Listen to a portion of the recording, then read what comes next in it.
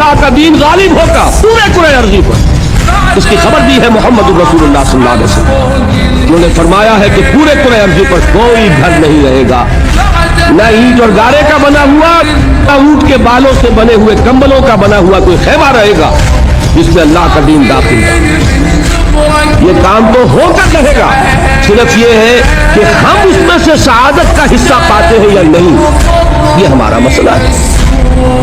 काफिला तो पहुंचेगा मंजिल पर, तुम काफिले के साथ हो या नहीं, तुम महरूम रहते हो या शहादत में से हिस्सा पाते हो, ये बात अलग है।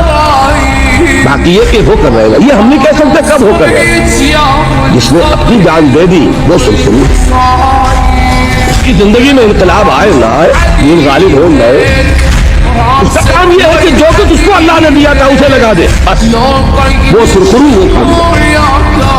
ये जान लीजिए, ये पहली बात तो हमारे लिए ये है कि हम तय करें कि मेरी जिंदगी का मकसद तेरे दीन की सरफराज है।